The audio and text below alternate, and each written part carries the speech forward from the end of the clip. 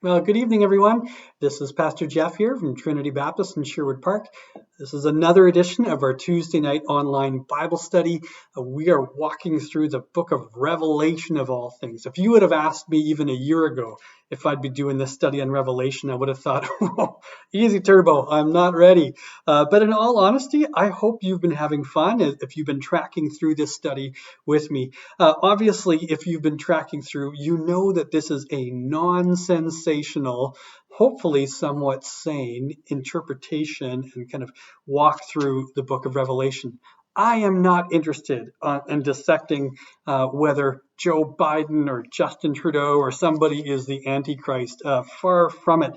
I think more than anything, what I've hoped to be able to do is give you some basic Bible study tools and methods and expose them or at least demonstrate them here so that when you read Revelation, you're a little bit less intimidated than perhaps most of us are when we read this book. Because, hey, let's admit it, it's a strange book to us. It's written in a very peculiar way that isn't common for us anymore. But I think we've been getting into it, and maybe you agree. So, hey, if you have been following along for a while, you know the drill. If you're on Facebook watching here, feel free to just say a quick hello so we can interact a little bit. If you are brand new to this, it's about a 25-minute study or so that I do here. If you're interested in more interactive things, just hold on a little bit longer here at the church. We will be having more of our regular small groups start up here in mid to late September. But this is something that can keep us informed and kind of fueled up in the meantime. So I should be around tonight too, interacting with you on Facebook. Hopefully nothing comes up, but if it does, I'll catch up with you later. I'd like to start tonight by repeating a question that I opened a sermon with just a few weeks ago. Do cities encourage us to treat God as irrelevant? Think about that. Do cities encourage us to treat God as irrelevant? You know, as we talked about that in that sermon, I presented this thought that cities, as we see them in Scripture, have a bit of a mixed legacy to them. There is this aspect of cities that's good, you know, in the present time. We also know that heaven will be a place of the heavenly city, the heavenly Jerusalem. So there's some good stuff there, but there's this ever-present danger of kind of the pride or the hubris and self-sufficiency of people as they gather in cities. And we saw that from the earliest times in Genesis. Chapter 17 and 18, as we see them here today, are going to remind us of the challenge of being urban disciples of Christ. Because there is a unique challenge to being in cities and following Jesus within cities. And this is something that arguably has been always the case. There's a church historian named Rodney Stark who's done a lot of good work on early Christianity and how Christianity was adopted early on in the Roman Empire. And I think he says it well, that cities were places that adopted and converted to Christianity a lot faster than rural parts of the Roman Empire did. But he said that wasn't necessarily unique to Christianity. That's kind of been the case in the Roman Empire for a long time, that new religions would take root in cities and older things would cling on a little longer in rural areas. That's how it worked back then. I think it's a little bit different nowadays because Christianity has been the more established religion, at least our part of the world, historically. It is something that's clung on to in rural areas especially, but cities, like they were way back when, are the place where new beliefs or new religions, new thoughts, new worldviews take root quicker. And that is kind of a bit of a reality that we live in. Maybe you agree with me on that, maybe you don't, that's okay. But I'm trying to get us into our passage here today. And we're going to see the fate of godless cities or godless empires in our passage today. So if you haven't already, I would encourage you to read all of Revelation chapter 17 and 18. In fact, you might even want to pause the video right now and do that. Revelation 17 and 18. Go ahead. All right. Well, if you're still watching, I'm assuming that you've read those 2 chapters, and that way I don't have to be quite as precise because we're working on the same kind of knowledge bank here. I want to remind you of a few things contextually as we get into things. Remember our interpretive strategy here. John is describing these various visions or things that he's seeing, and he's describing them. Basically, he's describing the symbols that he's seeing. So again, think more of a painting than a photograph, as it were, or think that John is basically describing for us like an animation film more than something on a camera reel. He's describing symbols that describe reality. He's not describing the reality itself. So he's kind of in that sense like twice removed, not once removed from the reality. So we got to be sympathetic to that kind of wonders. Like we're not going to see a lady, for example, with these particular things written on her forehead and, a monster with 7 heads and such. Okay, so hopefully you get that. Another thing contextually that we want to remind you about is we've argued that there are basically 5 major sections to Revelation, 5 major windows. And we are in the 4th window right now. This particular window really focuses upon God's judgment. This time, and these 2 chapters we're looking at today, the judgment is upon the so-called prostitute. Later on, we're going to see the fate of the beast and the false prophet and the dragon. That's kind of for the next window. We've heard about those particular characters, and I think it was chapter 13 and 14, but now we're going to be focusing on the so-called prostitute. So that's what today's passage is about, her fate. But we know already from chapter 17, verse 18, that really we're not talking about a woman per se. We're talking about the great city that rules over the kings of the earth, as is talked about at the end of chapter 17. So have this imagery going through your mind as we go through these chapters. What we're basically seeing is a contrast between Babylon, the harlot, and again, we're thinking about her symbolically, versus what we're going to meet later in Revelation, which is a different city, the heavenly Jerusalem, also known as the bride of Christ. Babylon the harlot versus heavenly Jerusalem, the bride. Okay, so have that kind of in your mind as we get into the content now. So that's a little bit of context. Content-wise, let's dip our feet into chapter 17, the first 2 verses. And in the first 2 verses, we basically are setting the stage. An angel invites John to come with them and see the punishment of the great prostitute. So whatever happens next in the rest of this chapter, and there's going to be lots of fine details, just keep this main point in mind, that we're going to see the punishment of this great prostitute. Pretty simple stuff. In verse 2, notice that the kings of the earth committed adultery with her.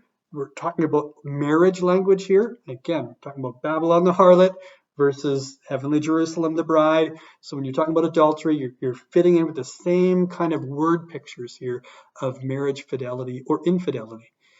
And notice here too as well that the people of the earth were intoxicated. They were drunk on her too. They were drinking the Kool-Aid, so to speak, about Babylon and all that she offered. Well, that's the introduction. John does join this angel on this vision. He's carried away into the wilderness through the Spirit. And verses 3 through 6 describes the vision that follows. He just tells what he sees. He sees a woman on a beast, and then he gives a very vivid description that follows. Now, again, remember, we're meeting a woman here in this description. We've met another woman before, back in chapter 12. You can make a short contrast between that woman, who was basically personifying the church, and the woman that we're meeting here. 2 very different characters. So that's a short contrast you can make. I think a better contrast or a bigger contrast you can make is between this woman that we're meeting here, who's seated on the beast, and another person who's sitting on an animal. We'll see that later in chapter 19. There are many cool contrasts and very sharp contrasts that you can consider there. So read this description, verses 3 through 6, here of this woman sitting on the beast, and compare that very specifically with what you read in chapter 19, verses 11 through 16. Very interesting parallels. There's descriptions of what they wear, how they're dressed, what they sit on, what is written on them, etc., etc. John is setting a very bold contrast, again, between this Babylon the harlot and our bridegroom. So we'll get to the bridegroom part a little later on, but that's a little bit of the description there.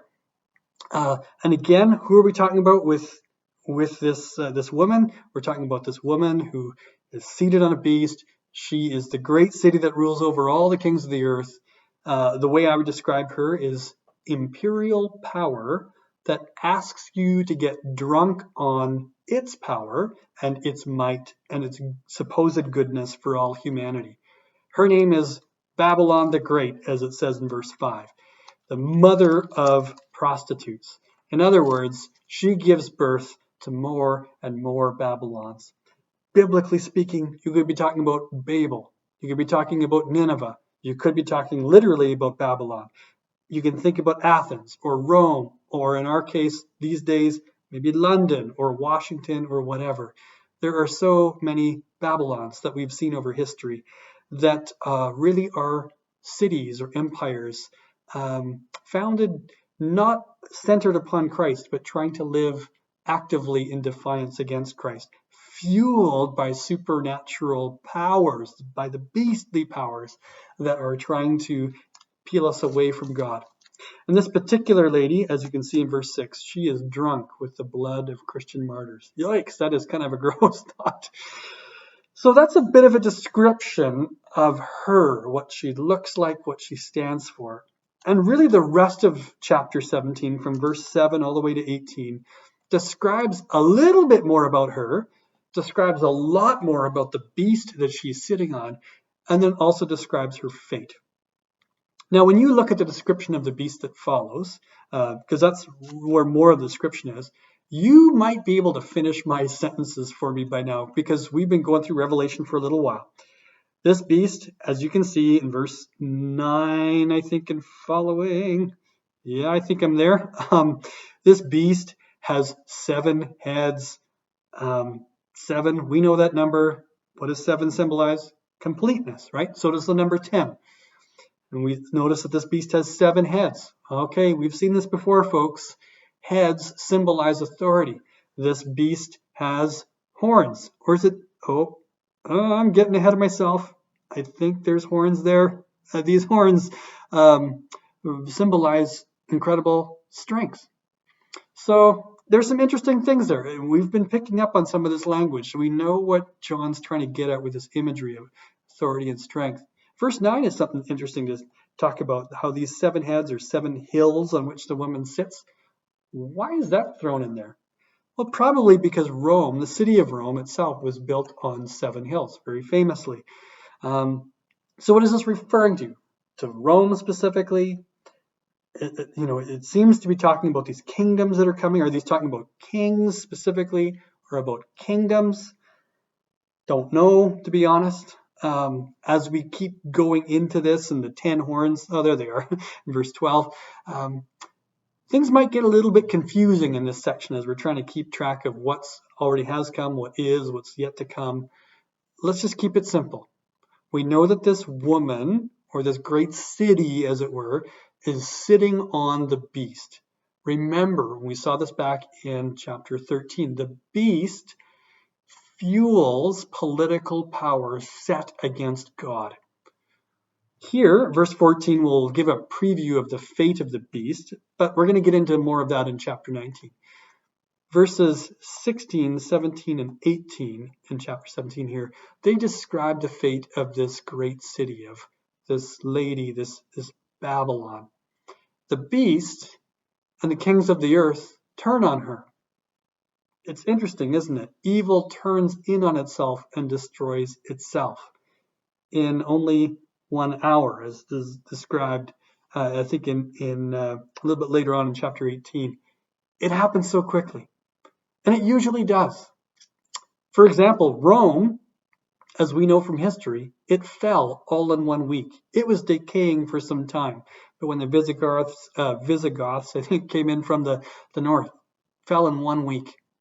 The city, the empire, the imperial powers that are fueled by the beastly powers Those things that are set against God will not survive. They will come to a crashing halt, often turning in on itself. But the city of God will survive and will remain. And that's good news that we'll get to celebrate later on in Revelation. That's chapter 17. Very brief overview. I know I'm missing a lot of little details here, but I want to move on to chapter 18, which in all honesty is a pretty simple chapter for us. There's a lot of rejoicing and a lot of lament over the fall of this capital B Babylon. Rejoicing in heaven seems to frame the chapter. So the first 8 verses of chapter 18 basically gives 2 different choruses that are just rejoicing over Babylon's fall and Babylon's judgment. Finally, God has acted and set things aright and given Babylon its true and just judgment. But the chapter ends this kind of way too. In verse 21 to the end, it again kind of repeats the certain defeat of Babylon. In fact, the rejoicing doesn't end at chapter 18. It spills over into chapter 19 too, but we'll have to deal with that next week. In between this kind of rejoicing, though, that frames the beginning and the end of chapter 18, we see 3 sections of people who are lamenting the fall of the city. First of all, you'll see the kings of the earth lamenting. They lament because they lost their place of power. Next, you see the merchants of the earth. They're lamenting. They're lamenting the fall of Babylon because now they've lost their source of income. They sold all kinds of luxury goods. And did you notice at the end of verse 13 there that after all these things are listed, it mentions that human beings were sold as slaves by these merchants of the earth. They can't do that anymore. That's good that they can't do that anymore, but wow, why does that last? That's pretty brutal, isn't it? That people would be treated so lowly that they just kind of show up in passing at the end of that list. There's a lot of injustice in our world. We'll talk about that in a second. But then the third group of people that lament the loss of Babylon are these sailors of the sea. And you can see that, I think, in verse 17 and on. They, of course, have also lost their source of wealth through Babylon's demise. So pretty simple chapter to kind of break apart into pieces and to read all of that. What do we do with all of this? Again, it's kind of a bit of a grim piece of passage here of prostitute and death and da-da-da-da-da. Where do we go with it all? Well, I think there's some things we can affirm or remind ourselves of in these passages, and we've seen them elsewhere in Revelation. First of all, let's not fool ourselves. We don't live in a neutral world. We don't live in a neutral city, as it were. There's no purely secular space. Any city that's built without God will ultimately, it'll ask for your worship and your allegiance through patriotism or whatever else. And we as Christians, though we want to be good citizens, we cannot bend the knee in worship and allegiance to anyone else but the King of all kings. So we don't live in a neutral world. Let's not pretend that we can. Secondly, let's see, as we see with these woes about Babylon's fall, that power and money are very seductive. They tempt us. I mean, we're not merchants of the sea or of the earth or whatever, but the power and the money and the whatever that's available in our cities, in our empire, they tempt us to put our faith and our security in them as if they will keep us aright. It'll tempt us to have really good investment packages, this, that, and whatever. Ultimately, though, these things aren't neutral either. Power and money tempt us to commit spiritual adultery against our bridegroom, Christ. Another thing I think that comes out of this passage is that injustice and violence are the ugly underbelly of our cities. See that with that mention about human beings being sold as slaves. Did you know, I don't know, maybe you caught the news about this a little while ago. I used to live in Lethbridge, so I have a little bit of an ear for the news down there. There was a human trafficking ring busted in Lethbridge just a week or so ago. In Lethbridge, of all places, a city of like under 100,000 people. I know that we as a church, we give some of our money, our missions money, to the Action Coalition Against Human Trafficking. And, we'd be fools to think that only happens in cities elsewhere in the world. There's enough work to be done about these things that we have an agency committed to it just here in Edmonton. Injustice, like human trafficking, and violence are the underbelly of our cities, and it's ugly. That's a sobering thought for us. But let's just remind ourselves, we see Babylon fall here in chapter 18, and the rejoicing, the lamenting that happens as a result of it.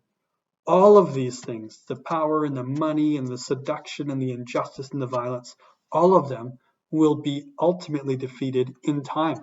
And that's what Revelation points us toward, that we shouldn't be putting our faith or our trust in any of these things.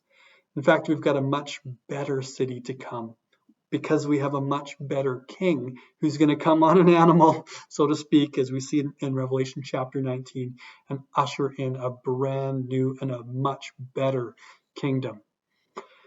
Whew, amen. That was a lot. And you know what? I think I'm done somewhat early compared to other weeks. You might have lingering questions or comments about these two chapters, because I blazed through them pretty quickly. If you think I skipped over something you'd like more information about, or you want to banter back and forth, by all means, you can put something in Facebook, or you can just send me a particular email or something like that, and we can go back and forth. But again, greetings to all of you. Thanks for tuning in as we kind of walk through a pretty heavy but very interesting book. If you do want to get ahead for next week, I would encourage you to read all of chapter 19, and we will continue along as we get closer and closer to the end of Revelation. Thanks, everyone. Hope you're having a good start to the week, and we will see you soon. Bye-bye.